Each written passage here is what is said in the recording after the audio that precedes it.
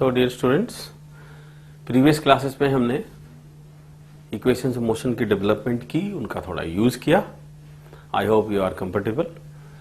और अब हम डिफरेंट टाइप्स ऑफ स्पीड की, डिफरेंट टाइप्स ऑफ वेलोसिटी की बात कर लेते हैं पहले, और फिर हम साइन कन्वेंशंस की बात करेंगे कि विद रिस्पेक्ट टू अर्थ कैसे मोशन को साइन कन्वेंशन में लिया जाए, रेफरेंस फ्रेम क्या रखना होगा, राइट। तो टू स्टार्ट विथ हम बात कर देते हैं टाइप्स ऑफ वेलोसिटी या टाइप्स ऑफ स्पीड। उसमें जो पहली टाइप ऑफ स्पीड आ जाएगी, देखिए, एक तो आपने क्या कहा था, यूनिफॉर्म स्पीड। यूनिफॉर्म स्पीड में हमने डिस्कस किया था कि body must cover equal distances in equal interval of time. ठीक है, ये थी आपकी यूनिफॉर्म स्पीड। यानी इसके लिए हमने ये कहा था कि वेलोसिटी कांस्टेंट होना चाहिए, राइट। और डिस्टेंस टाइम की जो रिलेटेड ग्राफ आपने बनाई थी यूनिफॉर्म स्पीड के लिए, वो ऐसी थी, स्ट्रेट लाइन थी। ठीक है, याद करिए। अच्छा, इसके बाद एक दूसरे किस्म की बात कर ले, उसको आपने बोला non uniform speed. Non uniform speed, non uniform speed में हमने ये बोला था कि स्पीड उसकी वेरी करती रहेगी, डिस्टेंस टाइम का प्रोपोर्शन सेम नहीं रह सकता। स्पीड जो है ये वेरिएबल होगी या वेरिंग बोल दीजिए। और जो डिस्टेंस टाइम की ग्राफ होगी, अगर स्पीड बढ़ती जा रही है, याद करिए, तो हमने बोला था कि ग्राफ कुछ इस तरह की होगी। अगर स्पीड घटती जा रही होगी तो हमने बोला था ग्राफ कुछ इस तरह की होगी, राइट। ये हमने नॉन यूनिफॉर्म में बात किया था। अब एक तीसरी किस्म की बात कर लेते हैं, जिसको हम लोग कहते हैं इंस्टेंटेनियस स्पीड। ओके, तो दिस इज इंस्टेंटेनियस स्पीड। इसकी बात करते हैं पहले।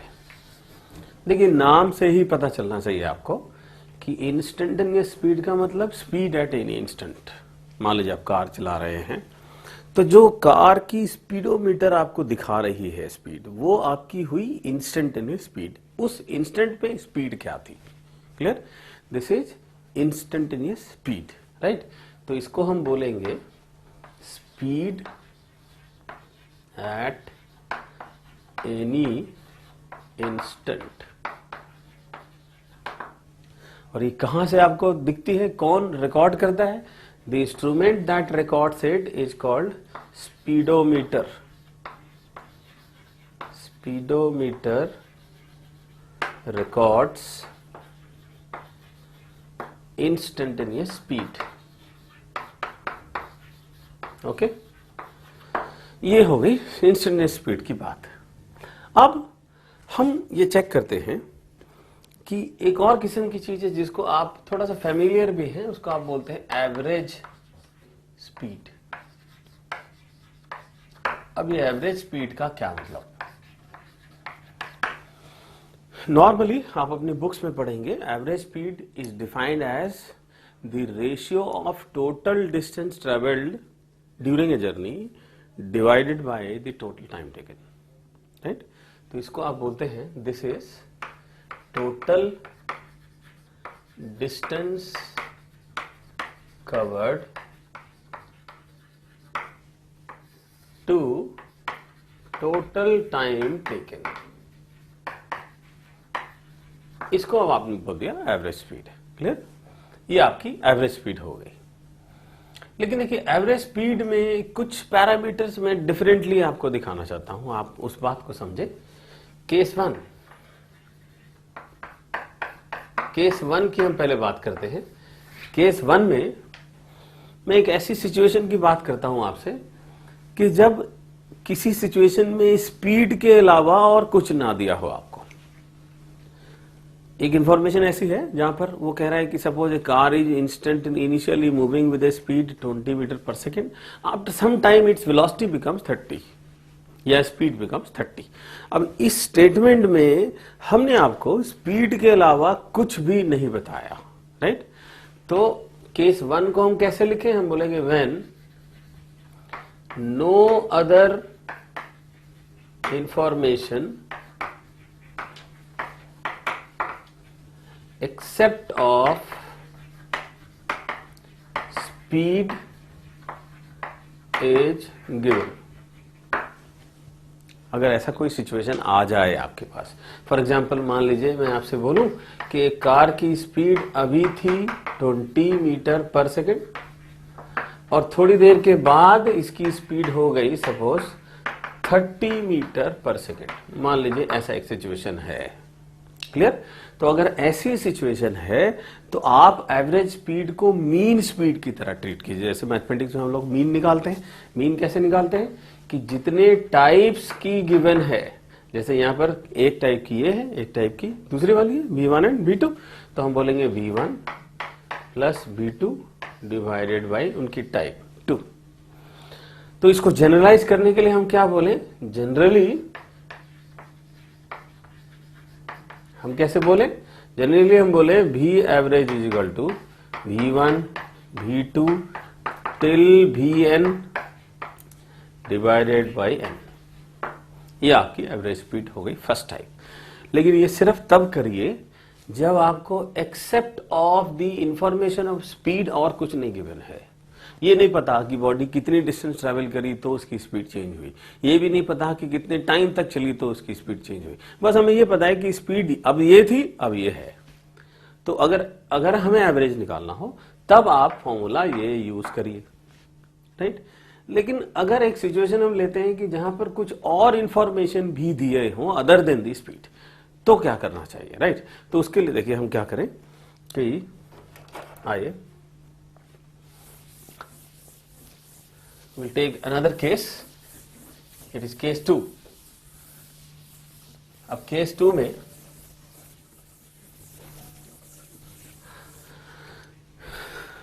Case 2 of average speed. To remind you, आप याद रखें कि मैंने आपसे कहा है कि अगर स्पीड के अलावा कोई दूसरी इंफॉर्मेशन नहीं है तो उसकी मीन स्पीड ही उसकी एवरेज स्पीड हो जाएगी, राइट। लेकिन केस 2 में मैं बात करता हूं कि जब कोई और अदर इंफॉर्मेशन भी आपको अवेलेबल हो। जैसे मान लीजिए मैं आपसे बोलूं कि एक कार यहां से शुरू हुई, ए से शुरू हुई और इसकी स्पीड अब थी V1 is equal to 20 metre per second. Okay, यहां से शुरू हुई। सपोज ये d डिस्टेंस गई और d डिस्टेंस जाने के बाद इसकी स्पीड अब हो गई 30 मीटर पर सेकेंड और फिर ये d डिस्टेंस और जाती है। मान लीजिए ऐसा सिचुएशन है, आपका चेक करिए। a पर स्पीड थी V1, यानी A से B तक ये स्पीड थी और फिर B से C तक जब कार यहां आ गई आपकी C पोजीशन पर, तो C पर उसने डिस्टेंस किया D, यहां भी उसने डिस्टेंस किया D। लेकिन गिवन है कि A टू B में उसकी स्पीड थी V1 20 और B टू C में उसकी स्पीड थी 30। अब देखिए चेक करिए कि इस जगह पर मैंने आपको एडिशनल इंफॉर्मेशन भी दिया, स्पीड खाली नहीं दिया मैंने पहले की तरह। मैंने आपको यह भी बताया कि body equal interval of distance travel कर रही थी अलग अलग स्पीड से। तो अगर ऐसा सिचुएशन आ जाए तो आप अपने ओरिजिनल फॉर्मूले को यूज कीजिए। आप क्या जानते हैं, V average is total distance upon total time. ये आपका है V एवरेज, राइट। तो अब टोटल डिस्टेंस में बॉडी ने कितने कितने डिस्टेंस ट्रेवल किए हैं पहले आप देखिए। तो उसके लिए आप थोड़ा समराइज करिए। पहले आप बोलिए A to B। A to B में टाइम कितना लगा बच्चे, एक बार चेक करिए। A टू B में टाइम लगा, कितना डिस्टेंस ट्रेवल किया डिवाइडेड बाई की स्पीड से किया। तो हम क्या बोले, डिस्टेंस बाय स्पीड। ठीक है, this is time from A to B। फिर आप B टू C में देखें कि B टू C में टाइम कितना लगा ji. Now from B to C time is, once again the distance is same, लेकिन the speed is different, so this is v2। अब हमने ये पता कर लिया, देखिए यहां पर कि A to B में ये टाइम लगी थी और B to C में ये टाइम लगी थी, राइट। तो इसका मतलब पूरी जर्नी में कितनी टाइम लगी थी अगर हमें वो पता करना हो तो वो कैसे करें? तो अब हम बोलेंगे time total is equal to what, TA to B and TB to C। ये आपकी टोटल टाइम हो जाएगी। अब टोटल टाइम को कैसे करेंगे आप? यहां बोलेंगे d/v1 प्लस यहां बोलेंगे d/v2। ये टोटल टाइम हो गई। Now this is total time. अब बताइए टोटल डिस्टेंस कितना हुआ बच्चे? टोटल डिस्टेंस हुआ d A to B में और फिर d B to C में, यानी डिस्टेंस कितनी हो गई? 2d। So this becomes 2d। Okay, therefore average speed is equal to S total divided by T total। Okay, S total को कितना लिखें आप? 2d divided by T total को कितना लिखें आप? ये वाली, मतलब D को अगर मैं कॉमन ले लूं तो ये आ गया 1/v1। प्लीज चेक करिए, d/v1 प्लस d/v2। तो अगर मैंने D को कॉमन ले लिया तो this is 1/v1 plus 1/v2। अब अगर मैं D को कैंसिल कर दूं तो कितना आ गया आपके पास? So this becomes 2 divided by 1/v1 plus 1/v2।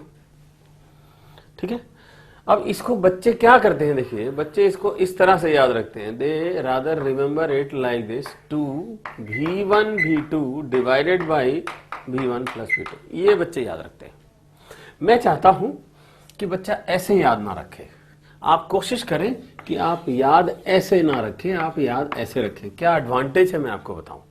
पहले आप चेक कर लीजिए, जो भी हमने डिस्कस किया इसमें हमने टोटल टाइम निकाल दिया, टोटल टाइम में फॉर्मूला पुट किया, फॉर्मूला से हमने एक वैल्यू निकाल दी, ये वाली, राइट। अब आप चेक करें कि सपोज करिए कि मैं आपसे एक दूसरे क्वेश्चन पुटअप कर लूं। एक दूसरा क्वेश्चन कैसे पुटअप करूं कि मैं आपको बोलूं एक एडिशनल एक और डी के लिए अगर इंफॉर्मेशन आपके पास अवेलेबल हो। फॉर एग्जाम्पल मान लीजिए यहां तक देखिए हमने केस डिस्कस किया हुआ है। अब मैं आपसे कहूं इसी में एडिशन कर दूं कि अब बॉडी ने d डिस्टेंस और ट्रेवल किया C to D आई, लेकिन अब उसकी वेलोसिटी थी v3।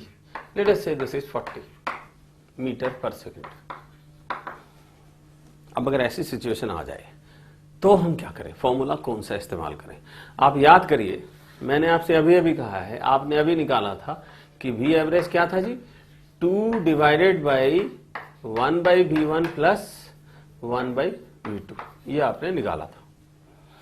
ये 2 कब आई थी? जब आपके पास सिर्फ ये दोनों इंटरवल थी, ये दोनों इंटरवल थी, तब आपने बोला था ऊपर आएगा 2। अब आपके पास कितने इंटरवल आ गए बच्चे, प्लीज चेक करिए।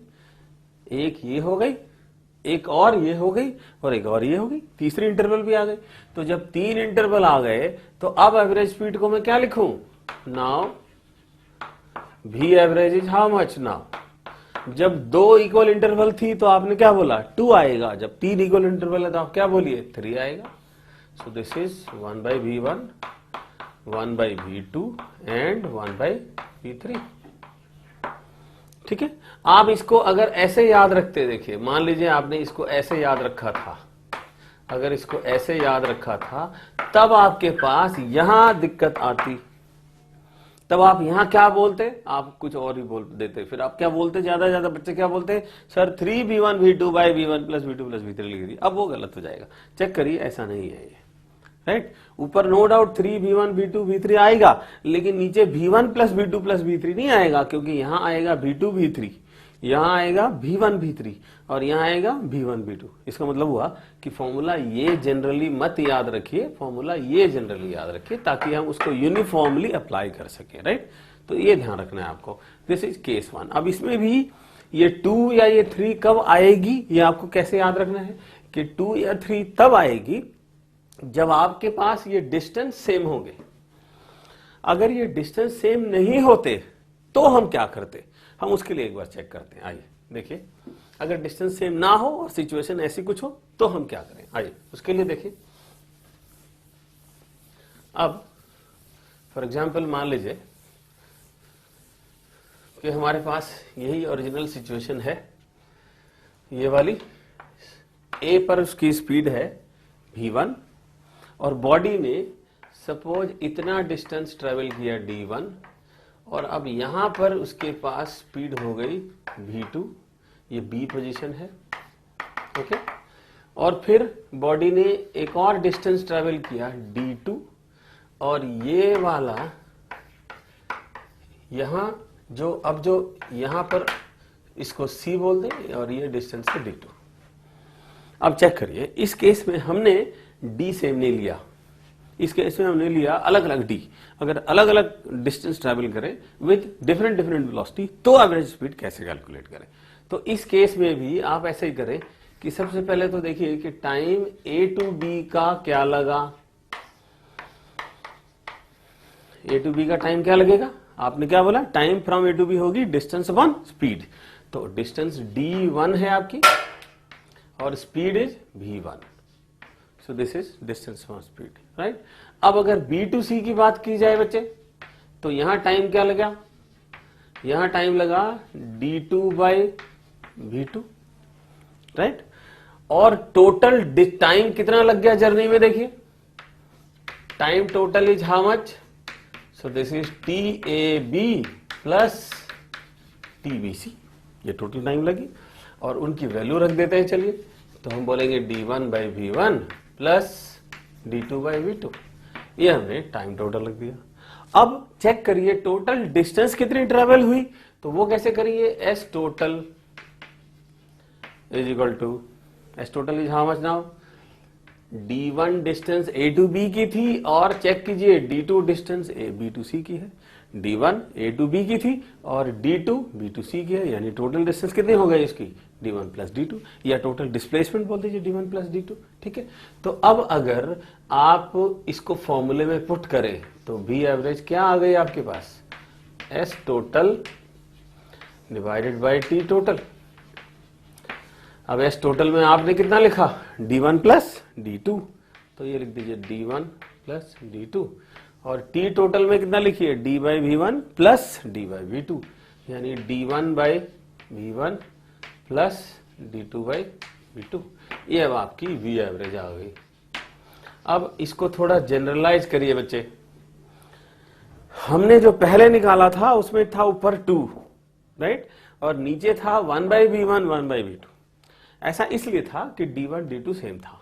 अब आप यहां भी चेक करके देखिए, अगर आप इसको चेक करें गौर से देखिए कि अगर d1 और d2 सेम होता, चेक कर लीजिए, अगर d1 और d2 सेम हो जाते तो क्या ये फॉर्मूला वही ना आ जाता जो आपके पास पहले आया था, 2d by d by v1 and d by v2।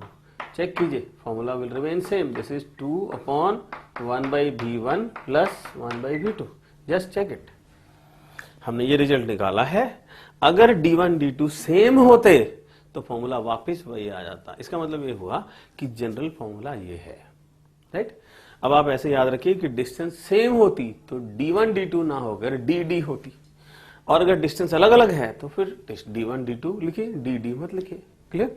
इसमें जनरल कॉन्सेप्ट्स है ये, आप इसको ऐसे याद रखिए। अब हमने इसको एक और तरीके से सीखना है, लेट अस चेक इट। आइए देखिए, अब एक सिचुएशन कुछ इस तरह का ले लिया जाए। आइए फॉर एग्जाम्पल मान लीजिए मैं आपसे बोलूं,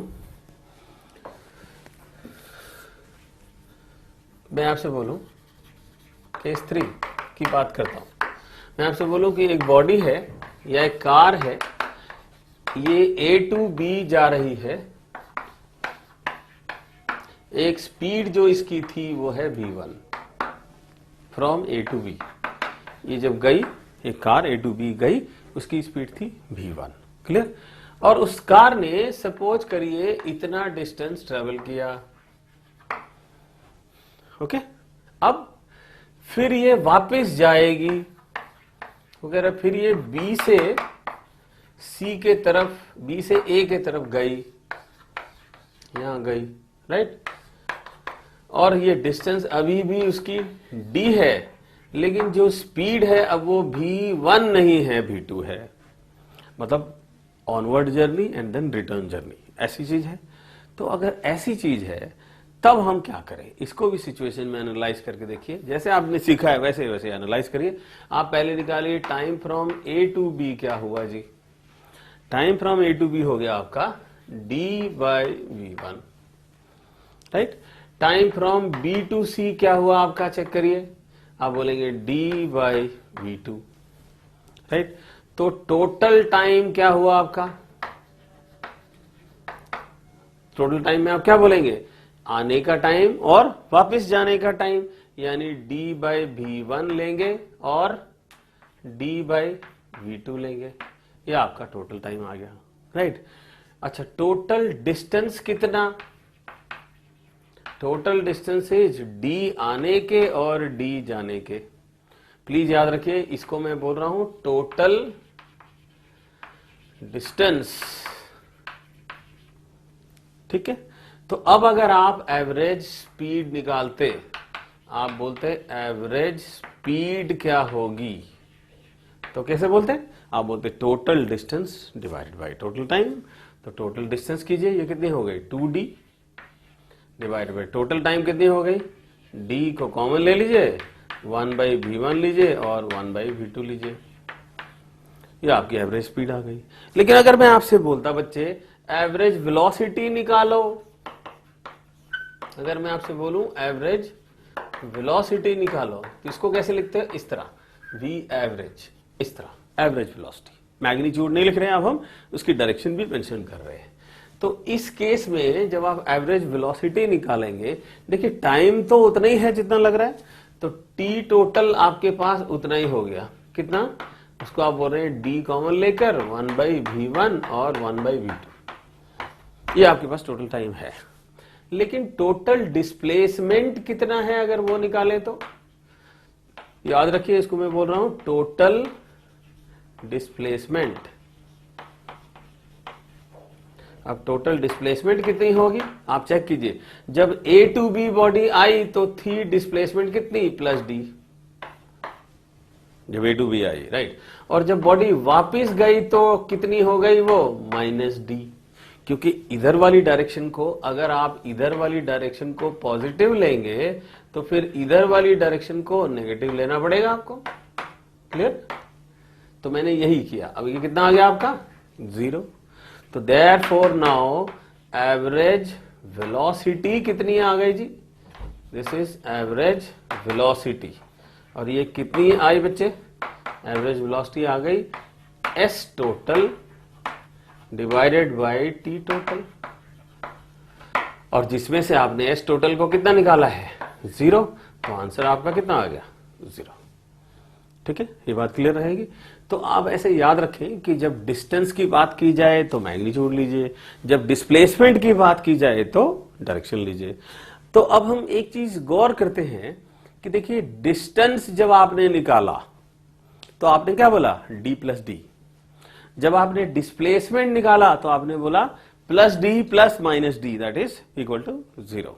तो इसका मतलब ये हुआ कि डिस्टेंस तो हमेशा पॉजिटिव होगा, लेकिन डिस्प्लेसमेंट जरूरी नहीं है कि हमेशा पॉजिटिव हो या हमेशा 0 हो या हमेशा नेगेटिव हो, वो पॉजिटिव भी हो सकती है, वो नेगेटिव भी हो सकती है और वो 0 भी हो सकती है। लेट अस सी कि वो पॉजिटिव नेगेटिव 0 कैसे होते हैं। 0 तो हमने देखा, हम थोड़ा दोबारा से देख लेते हैं प्लीज, आइए, right. You just can see that जो चीज हमने की उसमें दोनों चीजें रियलाइज कीजिए, स्पीड के लिए मैग्नीट्यूड लिया, वेलोसिटी के लिए डिस्प्लेसमेंट लिया, क्लियर। आगे वेक्टर लिया, राइट। अब देखिए हम आगे करते हैं, इसको गौर से देखते हैं कि अगर मैं बोलूं, चेक करिए प्लीज, मैं बोलूं आपको कि बॉडी यहां से गई, इधर गई, बी तक गई और फिर बी से आगे सी तक गई, ये है डी और ये है डी, केस 1, ठीक है। तो इस केस में टोटल डिस्टेंस कितना हुआ, आप बोलेंगे d प्लस टी, मैं पूछूं अच्छा बच्चे टोटल डिस्प्लेसमेंट कितना हुआ, तो आप बोलेंगे सर ये भी हुआ d प्लस डी, लेकिन हम इसको वेक्टर फॉर्म में लिख रहे हैं। अब देखिए दोनों को ऐड क्यों कर रहे हैं हम, क्योंकि दोनों में डायरेक्शन सेम है। See that this direction is same, direction is same, okay. लेकिन अगर हम बोले कि एक और सिचुएशन लेते हैं, वहां हम चेक करके देखते हैं कि ये दूसरी चीज कैसे आएगी। फॉर एग्जाम्पल मान लीजिए मैं आपसे बोलूं बॉडी यहां से शुरू हुई, बी तक गई, डी डिस्टेंस गई, ठीक है, और फिर बॉडी यहां से वापस गई, यहां तक गई, सी तक गई, और ये डिस्टेंस आप ले लीजिए d/2, और ये वाला डिस्टेंस हमने लिया है d। चेक कीजिए A टू B वाली डिस्टेंस हमने कितने ली है d, और फिर B टू C वाली डिस्टेंस जो हमने ली जब बॉडी वापस गई इधर की तरफ, तो ये वाली डिस्टेंस हमने ले ली d/2।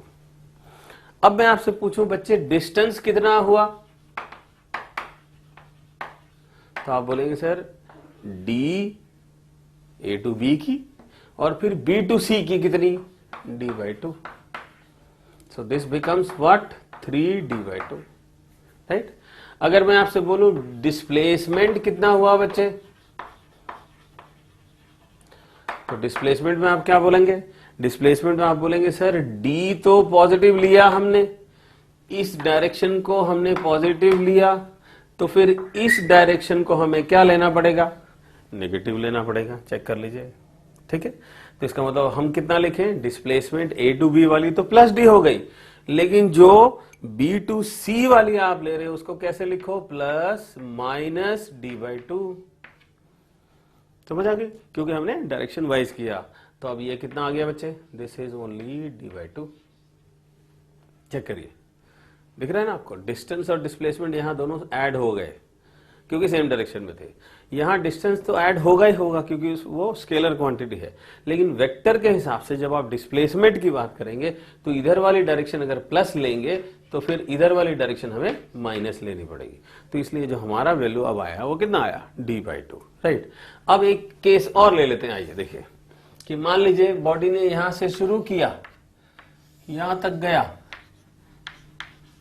ये d डिस्टेंस गई, और फिर ये वापिस आ गई यहीं पर, ठीक है, B टू A वापिस आ गई, डिस्टेंस दोनों सेम है, राइट। अब आप चेक करिए, अगर मैं बोलूं टोटल डिस्टेंस कितना हुआ, तो आप बोलेंगे जी d plus D, that is 2d। अगर मैं आपसे पूछूं बच्चे टोटल डिस्प्लेसमेंट कितना हुआ, अगर टोटल डिस्प्लेसमेंट की बात करूं आप बोलोगे सर इधर वाली चीज पॉजिटिव लीजिए और इधर वाली चीज नेगेटिव लीजिए, तो इसका मतलब d plus minus D and this is equal to 0, ठीक है। This is third case. अब एक और केस लीजिए कि मान लीजिए मैं आपसे बोलूं कि बॉडी ने यहां से शुरू किया, इधर गई, A टू B गई, ये डिस्टेंस d कवर किया इसने, और फिर B टू यहां आ गई, देखिए C पर आ गई, इस पोजीशन पर बॉडी आ गई, और ये वाली डिस्टेंस में ये टोटल है आपकी, देखिए ये तो आपकी कितनी थी, ये उतनी थी जितनी D है, और जो ये वाली चीज है, ये जो चीज मैं अब ले रहा हूं, आप इसको गौर से देखें प्लीज, इस वाली डिस्टेंस को अब मैं ले रहा हूं कितनी, सिर्फ d/3, मान लीजिए ऐसे लेते हैं, ठीक है। गौर से देखिए, आपकी ओरिजिन ये थी, यहां से आपने शुरू किया था, आप पहले इधर गए, d डिस्टेंस कवर किया, फिर आप B टू C वापिस गए, राइट, आप B टू C इस तरह से वापिस गए, चेक करिए। तो जब आप वापिस गए, आप यहां नहीं रुके, बल्कि आप थोड़ा और आगे चले गए, यहां चले गए, और जो फर्दर डिस्टेंस आपने ट्रेवल किया यहां से यहां तक का, ये वाला डिस्टेंस जो आपने ट्रेवल किया, इसको आप क्या ले रहे हो, d/3, ठीक है। तो अगर ऐसा आप कर रहे हो तब आप देखो क्या हुआ। तो अब अगर मैं आपसे बोलूं अच्छा बच्चे टोटल डिस्टेंस क्या हुआ, तो क्या बोलेंगे आप, टोटल डिस्टेंस हुआ जी सर d तो जाने के, और फिर d यहां तक की, और फिर d/3 और, राइट। तो ये आपकी कितनी हो गई, राइट। सो ये कितनी आ गई आपकी, this is 2d plus d/3, so this is 6d plus d, 7d/3, this is 7d/3। ये आपकी टोटल डिस्टेंस हो गई। अच्छा, टोटल डिस्प्लेसमेंट क्या हुआ बच्चे अगर निकालें तो? अब देखिए, टोटल डिस्प्लेसमेंट अगर हम निकालें तो वो कैसे होगी, आप चेक कीजिए। A to B तो गई है ये, दैट इज D। फिर यहां से यहां तक वापस गई तो ये वाली चीज क्या हो गई आपकी, -D। और फिर उसी डायरेक्शन में और d/3 गई तो इसको क्या लिखिए, -D/3। एक बार चेक करिए, A to B, D positive direction, B to A -D negative direction, then in the same direction again -D/3। Clear? तो अब ये कितना हो गया आपका, आप चेक करें, ये तो कट गया और ये कितना आ गया, -D/3। अब आप चेक कीजिए कि देयरफॉर डिस्प्लेसमेंट बिकम्स नेगेटिव। इस डिस्कशन में मैं आपको क्या दिखाना चाहता था कि ऐसा नहीं है कि डिस्टेंस और डिस्प्लेसमेंट हमेशा पॉजिटिव होंगे। डिस्टेंस तो हमेशा ही पॉजिटिव होगी, लेकिन डिस्प्लेसमेंट पॉजिटिव भी हो सकती है, जीरो भी हो सकती है, नेगेटिव भी हो सकती है, depending upon the initial reference कि आपका इनिशियल रेफरेंस क्या था। क्लियर? अब हमसे थोड़ा आगे की बात कर लेते हैं। आइए से थोड़ी सी हम साइन कन्वेंशन की बात करेंगे, जिसमें बच्चों को नॉर्मली थोड़ी दिक्कत रहती है। मैं उसके रिलेटेड आपसे बात करना चाहता हूं। आइए हम पहले देखें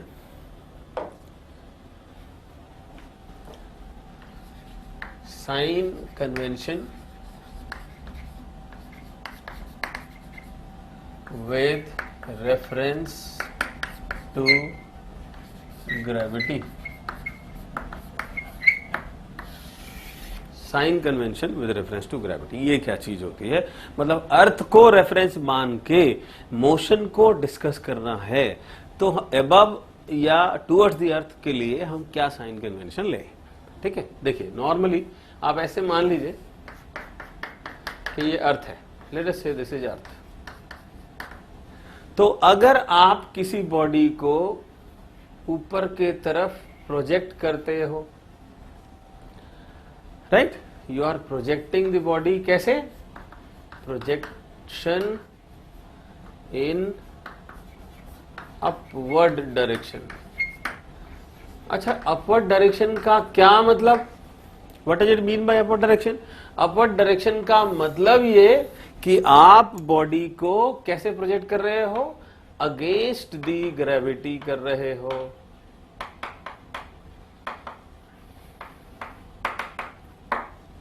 राइट? मुझे कैसे पता है कि अगेंस्ट दी ग्रेविटी कर रहे हैं? क्योंकि जब भी आप बॉडी को अगेंस्ट दी ग्रेविटी प्रोजेक्ट करते हो, बॉडी पहले ऊपर जाती है, उसकी वेलोसिटी घटेगी, जीरो हो जाएगी और फिर बॉडी वापस आ जाएगी। तो इसका मतलब अगेंस्ट दी ग्रेविटी आप प्रोजेक्ट कर रहे हो, तो इसकी मोशन कैसी हुई, रिटार्डिंग मोशन, क्योंकि फाइनली ये किसी हाइट तक जाएगी और यहां पर उसकी फाइनल वेलोसिटी जो होगी वो क्या हो जाएगी, जीरो हो जाएगी, और बाद में फिर ये बॉडी नीचे के तरफ आएगी। ये उसकी रिटर्न जर्नी कहलाएगी। राइट? ये उसकी रिटर्न जर्नी कहलाएगी। अब आप गौर से समझना प्लीज कि जब आपने अगेंस्ट अर्थ प्रोजेक्ट किया, जब आपने इस तरह से प्रोजेक्ट किया, तो आप दरअसल क्या कर रहे हो, अगेंस्ट द ग्रेविटी प्रोजेक्ट कर रहे हो ना, अगेंस्ट द ग्रेविटी प्रोजेक्ट कर रहे हो, तो बॉडी को आप क्या बोल रहे हो जी, रिटार्डिंग मोशन में है। क्लियर? तो जब बॉडी रिटार्डिंग मोशन में है, यानी अर्थ बॉडी को रिटार्ड करने की कोशिश करेगी, चाहेगी कि वो मेरी तरफ आ जाए, तो रिटार्डिंग मोशन के लिए ए को क्या लीजिए आप, -g। What is -g? What is g? g क्या चीज है यहां पर, हियर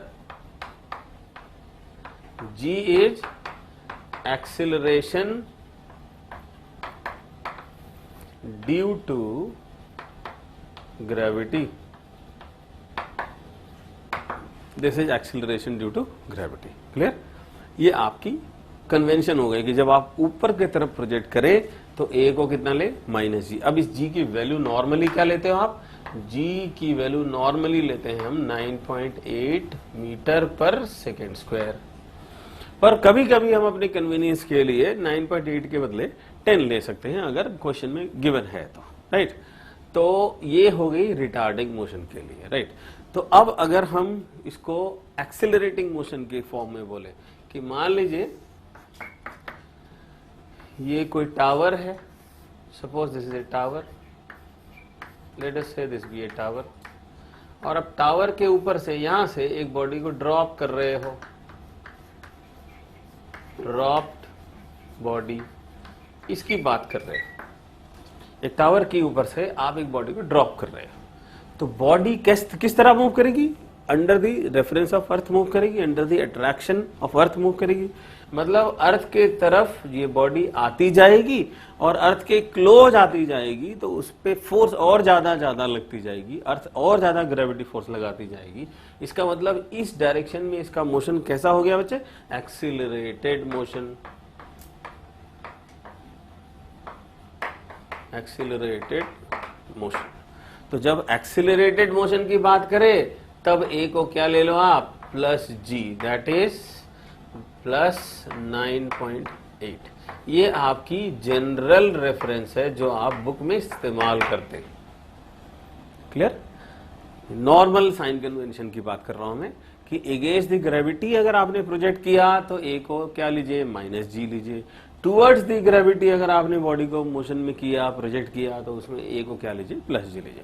अब देखिए हम इसको यूज करते हैं और हम देखते हैं कि साइन कन्वेंशन में क्या ये हमेशा ही जरूरी है कि इधर की तरफ नेगेटिव लिया जाए, इधर की तरफ पॉजिटिव लिया जाए? क्या हम अपनी मर्जी से भी नहीं कर सकते? Let us check, right? इसके लिए मैं एक क्वेश्चन ले लेता हूं और उससे रिलेटेड हम डिस्कस कर लेते हैं कि इसको यूटिलाइज कैसे करना है, राइट? आइए अब अगर हम उसको यूटिलाइज भी करने की बात करें, देखिए से for example suppose that I am saying that this is a tower. Imagine this is a tower, you are projecting a body from here. Let us say you are projecting this body upward with velocity 5 meter per second. Say this is the question. From the top of the tower, you projected a body vertically upward and the body is going against the gravity, right? Gradually retarding and then it will finally come towards the earth, right? तो आपको given है कि body ऊपर गई और फिर ये body नीचे आ गई। इस तरह से बॉडी देखिए यहां से यहां तक गई, हाईएस्ट पोजीशन तक गई, this is the highest position, highest point तक गई और फिर ये बॉडी वापस आ गई। आपको क्वेश्चन में गिवन है कि यहां से यहां तक आने का टाइम सपोज है 4 सेकेंड। ये आपको गिवन है। The total time taken from the projection till to the landing the earth की time is 4 सेकेंड। अब आपको ये बताना है कि इस टावर को की हाइट कितनी होगी जिसके ऊपर से आपने बॉडी को प्रोजेक्ट किया, राइट? तो इस केस में आपको ये बताना है कि ये टावर की हाइट क्या होगी। इस तरह का एक क्वेश्चन है। आप एक बार गौर से सुने कि body is projected vertically upward, it is going against the earth and the projection velocity is 5 meter per second और बॉडी नीचे से ऊपर गई, हाईएस्ट पोजीशन पर गई, अब वो नीचे की तरफ आएगी। जब नीचे की तरफ आएगी तो total time for the journey उसकी लगी 4 सेकेंड। हमें ये बताना है कि हाइट ऑफ द टावर कितनी थी जिसके ऊपर से हमने प्रोजेक्ट किया था, राइट? तो अब अगर इस केस में मान लीजिए हम इसको अपने हिसाब से करते, अपने रेफरेंस से करते, जैसे हमने सीखा कि अगेंस्ट द अर्थ माइनस लीजिए और टूवर्ड्स द अर्थ प्लस लीजिए। अगर हम इस रेफरेंस को माने और हम करें, देखिए अब इसको हम थोड़ा कैटेगराइज कर दे। इस पॉइंट को बोल दे ए, इसको बोल दे बी, इस लेवल को बोल दे सी और इस लेवल को बोल दे डी। ठीक है, चेक कर लीजिए। मैंने क्या किया, इस पॉइंट को ए बोला, इसको B बोला, इसको C बोला और इसको D बोला, राइट। तो अब अगर ये कर रहे हैं हम, तो पहले हम देखते हैं A to B में क्या क्या हुआ, ठीक है। हम डिस्कस कर रहे हैं पहले motion from A to B, इसकी बात कर रहे हैं। तो अगर A to B में मैं पहले V = U + AT लगा दूं, मान लीजिए मैं लगाना चाहूं, अब आप गौर से देखिए कि हाईएस्ट पोजीशन पर जो वेलोसिटी होगी वो V होगी और यहां वाली वेलोसिटी क्या होगी, U होगी। तो हाईएस्ट पोजीशन पर जो वेलोसिटी होगी वो कितनी होनी चाहिए बच्चे, 0 होनी चाहिए, बिकॉज अर्थ उसको रिटार्ड करेगी। तो यहां वाली वेलोसिटी क्या हो गई, 0। U कितनी गिवन है आपको, 5। A आप क्या लेंगे, अपनी कन्वेंशन के हिसाब से नेगेटिव लेंगे, 9.8 लेते हैं। To make it easy calculation मैं उसको -10 ले लेता हूं, ठीक है। And time is TA to B, right. अब यहां से आप TA to B निकाल दीजिए। TA to B कितनी हो गई आपकी, 0.5 सेकेंड। चेक कर लीजिए please, this is the time taken from A to B, ठीक है। हमने A to B में V = U + AT लगाया और टाइम निकाल दिया कि कितनी देर तक बॉडी ऊपर जाती रही, राइट, या कितनी देर में उसकी फाइनल वेलोसिटी 0 हो गई जब वो हाईएस्ट पॉइंट पे पहुंचा, राइट। अब उसी A to B में अगर मैं लगाना चाहूं S = UT + ½ AT², मान लीजिए मैं ये लगाना चाहता हूं, तो S क्या हो जाएगी बच्चे, S हो जाएगी AB वाली डिस्टेंस, इतनी, ये वाली डिस्टेंस, राइट। U कितनी है गिवन है मुझे, 5।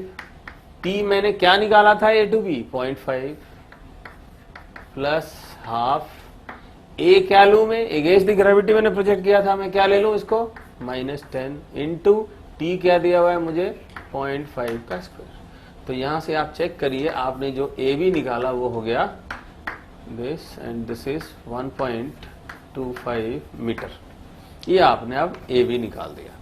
मतलब आपने दो चीजें पता कर ली कि बॉडी कितनी देर तक ऊपर गई और बॉडी कितनी दूर तक ऊपर गई है, आपने दोनों चीजें पता कर लिया। अब हम B पर पहुंच चुके, राइट। अब थोड़ा B to C को डिस्कस करके देखते हैं कि B to C में क्या हुआ। आइए नाउ B to C की बात करें। अब देखिए B to C में जब हम बोले और B to C में अगर मैं लगाना चाहूं S = UT + ½ AT², मान लीजिए मैं ये लगाना चाहता हूं, तो S क्या होगी बच्चे, A to B की जितनी S होगी B to C की भी तो उतनी S होगी। तो इसका मतलब S की वैल्यू मैंने क्या निकाला है, ये 1.25, ये पुट कर दीजिए। U कहां की वेलोसिटी थी, B की, तो B की इस जर्नी के लिए वेलोसिटी यहां पर क्या थी आपकी, 0 थी। तो U वाली पार्ट तो आपकी हो गई 0, इसको छोड़ दीजिए, दिस इज 0 + ½ A को क्या लिखूं, अब बॉडी कैसे आ रही है, टुवर्ड्स दी अर्थ आ रही है, तो A होगी +10, ओके। एंड T मुझे पता नहीं है, मान लीजिए दिस इज BC²। अब आप चेक करिए, तो यहां से TBC जब आपने निकाला, this is again coming to be 0.5 second. Check करिए, राइट। अब आप देखिए नॉर्मली बच्चों की माइंड में क्या होता है, बच्चे कहते हैं सर जब बॉडी A to B जा रही थी ना ऐसे, तो रिटार्ड हो रही थी, टाइम ज्यादा लगना चाहिए था, और जब B to A वापस आ रही थी ना बॉडी, तो एक्सिलरेट हो रही थी, टाइम कम लगना चाहिए। नहीं, ऐसा नहीं है, क्योंकि इस मोशन में, इस रेफरेंस में क्या चीज है जिसके रेस्पेक्ट में हम डिसाइड कर रहे हैं, अर्थ। तो अर्थ जिस रेट से बच्चे रिटार्ड करती होगी उसी रेट से तो एक्सिलरेट भी करेगी, तो इसका मतलब टाइम भी सेम लगना चाहिए। इसलिए आपने एक कॉन्सेप्ट डेवलप किया अब कि टाइम अप और टाइम डाउन सेम होगा between the same reference. Same reference के बीच में जितना टाइम नीचे से ऊपर जाने का लगेगा उतना ही टाइम ऊपर से नीचे आने का लगेगा, राइट। तो ये B to C तक की हमने बात कर ली। अब हम देखते हैं कि C पर जब बॉडी आई तो उसकी वेलोसिटी क्या थी, राइट। अगर उसको देखें, उसी B to C में मैं बात कर रहा हूं अभी भी। अब देखिए उसी B to C में अगर मैं फॉर्मूला लगाऊं V = U + AT, मान लीजिए फॉर्मूला लगाता हूं, तो अब v को मैं कितना बोलूं, v को मैं क्या बोलूं, कहां की वेलोसिटी होगी v की, b टू c की बात कर रहा हूं ना, तो v वेलोसिटी होगी c पॉइंट की, final at c, right. u कितनी है आपके पास, इनिशियल हाईएस्ट पॉइंट पर वेलोसिटी क्या थी, 0। a क्या है आपके पास, +10, एंड t आपने कितना निकाला b टू c का, 0.5। तो चेक कीजिए vc कितनी हो गई बच्चे, 5 मीटर पर सेकेंड। और थोड़ा गौर से आप देखने की कोशिश करें, इतनी ही वेलोसिटी से तो आपने इसको ऊपर की तरफ प्रोजेक्ट किया था। चेक करिए, आपका क्वेश्चन कैसा था कि आपने यहां से प्रोजेक्ट किया था, किस वेलोसिटी से, 5। जब बॉडी वापिस आई यहीं पर तो किस वेलोसिटी से आई, हमने क्या निकाला, देखिए 5। यानी आपने क्या रेफरेंस बनाया, अब क्या एक कॉन्सेप्ट डेवलप किया आपने एक कॉन्सेप्ट डेवलप किया कि v अप जो होगी वो v डाउन भी होगी, बिटवीन सेम रेफरेंस। ये हमने दो कॉन्सेप्ट डिस्कस कर लिए अब, ठीक है। तो हम कहां पर पहुंच गए बच्चे, फाइनली सी पोजीशन पर पहुंच गए। अब हमें कहां तक आना है, और डी तक आना है। तो अब आप सी टू डी की बात करें। अब अगर सी टू डी की बात की जाए तो सी टू डी में मैं चाहता हूं मैं फॉर्मूला लगाऊं S is equal to UT plus half AT square. मान लीजिए मैंने लगाया, तो S क्या हुई, देखिए आप अपनी ग्राफ को देखिए, अपनी फिगर को देखिए, S हुई height of the tower. U क्या है, U वेलोसिटी होगी कहां की, C की, क्योंकि आप सी टू डी की बात कर रहे हो ना। तो C पोजीशन पर वेलोसिटी आपने कितना निकाला था, आपने निकाला था 5 metre per second into T। अब T क्या लिया जाए, थोड़ा गौर से देखिए। आपने ये पता किया कि A टू B का टाइम कितना था, 0.5 सेकेंड। फिर आपने ये पता किया कि B टू C का, मैं आपको दोबारा से फिगर थोड़ा जनरलाइज करा दूं, फिगर थोड़ा रियलाइज करिए। आपने पता किया यहाँ A टू B का टाइम कितना था, 0.5। फिर आपने पता किया B टू C का टाइम कितना था, ये भी आपने पता किया, तो ये था 0.5। अच्छा, आपके क्वेश्चन में ये टोटल टाइम कितना दिया हुआ था उन्होंने, 4 सेकेंड का। लेकिन देखिए out of this 4 second 0.5 second ऊपर जाने के और 0.5 सेकेंड नीचे आने के, ये टाइम लग चुकी, राइट। जब बॉडी ऊपर गई 0.5 सेकेंड लगी, जब बॉडी नीचे आई 0.5 सेकेंड और लग गई। टोटल कितना टाइम गिवन था, 4। तो उसमें से कितना कंज्यूम हो चुका, 0.5 प्लस 0.5 दैट इज 1 सेकेंड। तो अब C टू D के लिए, इस C से D तक के लिए अवेलेबल टाइम कितना हो गया आपका, 4 माइनस 1, राइट। तो टाइम को कितना लिया जाए, time from C to D क्या हुआ, this is 4 minus 1 is equal to 3 second. तो अब आप इस T के बदले में ये 3 सेकेंड को पुट करिए, right. So this is 3 plus half into A is plus 10 into 3 square. That means this h is equal to, this part is 15, please check, and ये इससे कैंसिल कीजिए, 5 9 5 are 45 and this total becomes 60 metre. यानी हमने पता कर लिया कि therefore h is equal to 60 metre हो गया। ये हमने पता कर लिया अपने डिस्कशन में। एक बार आप चेक करें, B टू C के लिए टाइम निकाल के फिर हमने C टू D के लिए उसको रियलाइज किया कि ये टाइम 0.5 सेकेंड का था, ये टाइम भी 0.5 सेकेंड का था, लेकिन ये टोटल टाइम जो यहां से यहां तक का टाइम था वो 4 था। तो उसमें से हमने 0.5 माइनस कर दिया, यानी C टू D का टाइम 3 सेकेंड का हो गया। उसको हमने वापस यहां पुट किया और अपने फॉर्मूले से इसको कर दिया, राइट। तो ये है मेथड 1, राइट। अब हम थोड़ा सा आपको शॉर्टकट ट्रिक्स भी सिखाते हैं, पहले आप इसको रियलाइज कर लीजिए, मेक श्योर कि आपकी ये बात समझ आएगी। This is fundamental. इससे जस्ट जो नेक्स्ट वाली लेक्चर है मैं उसमें इसी क्वेश्चन को आपको 2 अलग अलग और तरीके से करके दिखाऊंगा, सो दैट आपको पता चले कि टाइम कैसे बचाना है, कॉन्सेप्ट क्या बनाना है, राइट। तो फॉर द टाइम बिंग आप you just go through it, will be coming back in A short while.